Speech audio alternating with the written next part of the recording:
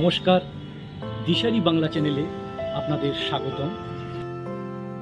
আজকে আমরা ছাদ কৃষির জন্য মাটি তৈরি নিয়ে আলোচনা করব। আগের এপিসোডে আমরা ছাদ কৃষি পরিকল্পনা নিয়ে আলোচনা করেছি।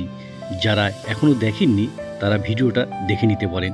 অবশ্য আজকে আমরা একটু তাদের জন্য আমরা দেখাবো সেই এপিসোডটা। এই যে আপনি ছাদে চাষ করছেন, এত সুন্দর সুন্দর গাছ লাগিয়েছেন, তো এইটা আপনার ভাবনাটা কেন এলো?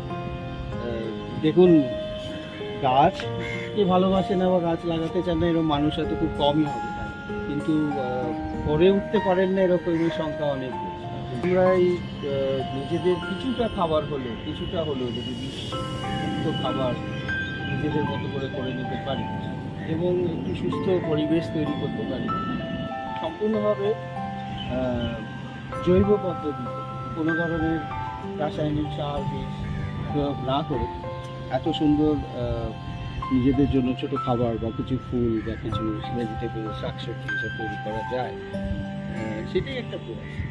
এই রুক্ষ সময়ে এত গাছ লাগিয়েছেন, এত সুন্দর, এখানে দেখে একটা সবুজ বনানী মনে হচ্ছে। তো এরকম তো অনেকেরই জায়গা খুব শখ, কিন্তু তারা কিভাবে করবেন ভাবতে পারে না যে অল্প জায়গাতেও যে করা যায়।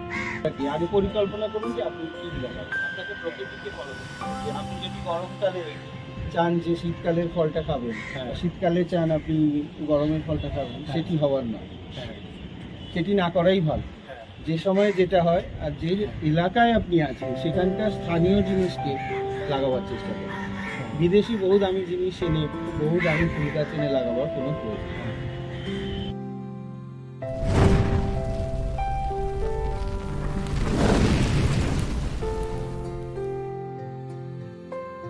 দ্বিতীয় খুবই গুরুত্বপূর্ণ বস্তু সেটা হচ্ছে যে আপনি যে মাটিটা লাগাবেন সেই মাটিটা পাবেন কোথা থেকে এবং সেই মাটিটা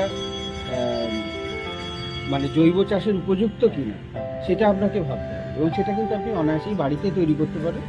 সেইটা তৈরি করার পদ্ধতি হচ্ছে যে আপনি দেখুন, শুরুটা করলেন আপনি কিছুটা কিনে, কিন্তু এর পরে কিনতেই থাকবেন, তাহলে সেটা কিন্তু খুব একটা নির্ভরযোগ্য জিনিস হবে, দীর্ঘদিন চলবে না। দ্বিতীয় কথা, এই যে চাষ, এই যে জৈব চাষ, এতেই সব কেনার এটা একটু ব্যাপার স্যাপার নেই, এটা চলতে থাকবে এরকম একটা জিনিস। এবং এখানে আপনি কিছু অন্য একটা জায়গা থেকে মাটি তুলে এনে আপনাকে বিক্রি করে দিল, আপনি সেটা কিনে লাগালেন, এটা মোটেই ভালো জিনিস।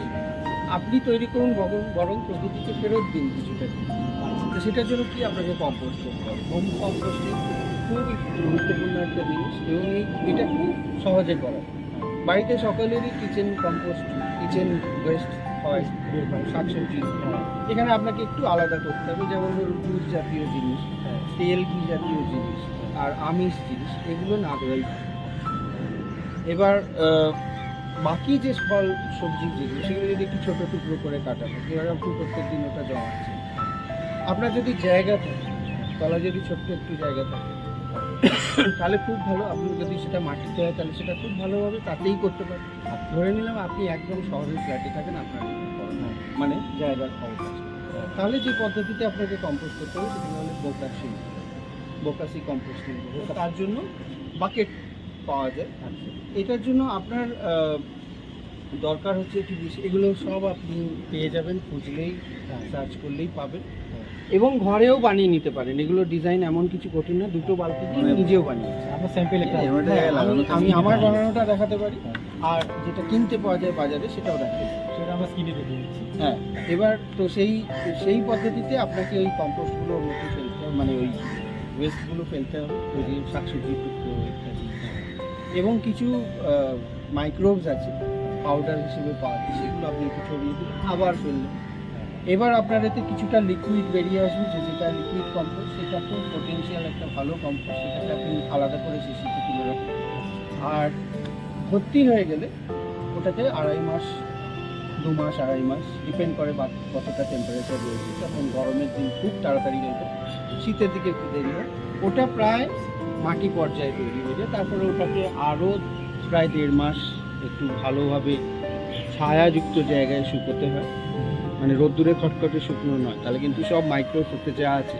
মাটি হচ্ছে বিলিয়ন্স অফ মাইক্রোবস, এবং ওরাই কিন্তু আসলে সমস্ত কিছুর নিয়ন্ত্রণ। আমরা ঠিক উল্টোটা করি, প্রচুর। 4টি বিষ এবং 4টি সার দিয়ে হ্যাঁ, রাসায়নিক দিয়ে মাটিটাকে আগে শেষ করে দিই। হ্যাঁ।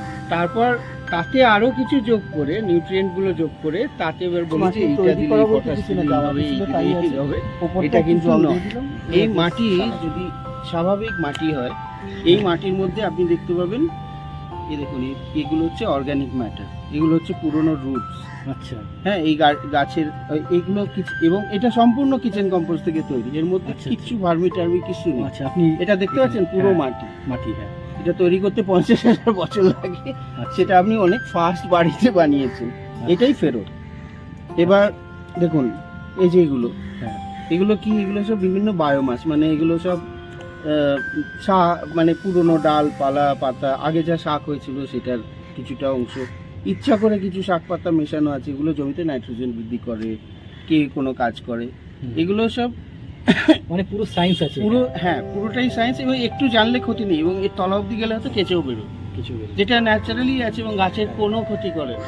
হ্যাঁ, আমি এটা লিখে নিন, এরা গাছের কোনো ক্ষতি টতি করে না, হ্যাঁ। উল্টে মাটির অনেক কাজ করে। হ্যাঁ, মাটিতে সার বৃদ্ধি করে কিনা, ভার্মি কম্পোস্ট বানায় কিনা সেটা অন্য প্রশ্ন, সেটা সব কেঁচো থেকে ভার্মি হয় না, হ্যাঁ, কিন্তু এটা আচ্ছা। এবার এই তো আপনি মাটি পেলেন, হ্যাঁ, এবার দেখুন আপনি যদি ছাতে করতে চান, হ্যাঁ। কিছু টেকনিক্যাল সমস্যা আছে, যেমন হ্যাঁ।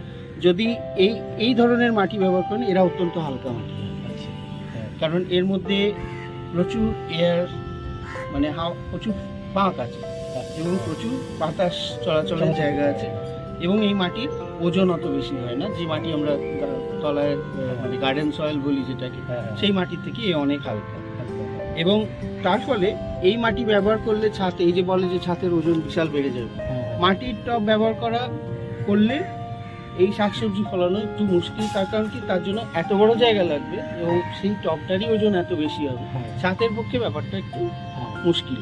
হ্যাঁ। তার জন্য আপনাকে, যাতে ছাতে ছোঁয়া না লাগে ডাইরেক্ট মাটিতে, জলটা জমবে ওর তলায়, তার জন্য কিছু একটা ব্যবস্থা করতে হবে, যেমন হ্যাঁ। কেনার এক, হ্যাঁ। যেটা কিনেও করতে পারেন। হ্যাঁ, আর আপনাকে এই ধরনের গ্রো ব্যাগ জোগাড় করতে হবে, নয়তো এই যে বাজারে যে পাওয়া যায় বিভিন্ন ধরনের হ্যাঁ। মাছ টাছ এসব আসে, এসবের এগুলো কোনোটাই কিন্তু 100% সেফ নয়, কারণ এটাও একটা এন্ড প্লাস্টিকে তৈরি, হ্যাঁ, মাইক্রোপ্লাস্টিক আপনার দিতে যাচ্ছে, কিন্তু হ্যাঁ। তাও আপনার কাছে নিতান্ত উপায় নেই।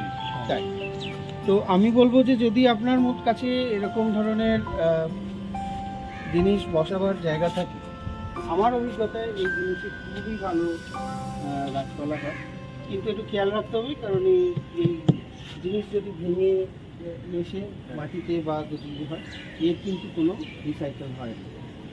তো যে জিনিস রিসাইকেল হয় না, এটা দেখবেন যে বাজারে একটা বড় টিভি কিনেছে কেউ, সেটা দিল ফেলে রাস্তায়, তো সেটা তো দিয়ে কোথাওই যাবে না, সেটা কি ল্যান্ডফিলে জমা হবে। অ্যাটলিস্ট যদি আপনি বাগানটা করেন, কিছু ক্ষতি হচ্ছে আমি মানছি, ওর সঙ্গে ওর প্লাস্টিক মিশে আসছে, কিন্তু এটা অ্যাটলিস্ট গাছপালা আপনি কিছু করবেন। ওটা যদি ল্যান্ডফিলে যেত ওর থেকে বেশি ক্ষতি। আচ্ছা, এই গেল মাটি। আজকের ভিডিওটা আপনাদের কেমন লাগলো আপনারা জানাবেন। দাদাকে অনেক ধন্যবাদ। নমস্কার। হ্যাঁ, যে আপনারা যদি কিছু জানতে চান আমাদের অবশ্যই কমেন্ট করে জানাবেন ভিডিওটা কেমন লাগলো, তো সেটাও আপনারা জানাবেন। ঠিক আছে, লাইক করবেন এবং ভালো লাগলে অবশ্যই শেয়ার করবেন, আর চ্যানেলটাকে অবশ্যই সাবস্ক্রাইব করবেন। পরের পর্বে আমরা বীজ ও সার নিয়ে আলোচনা করব।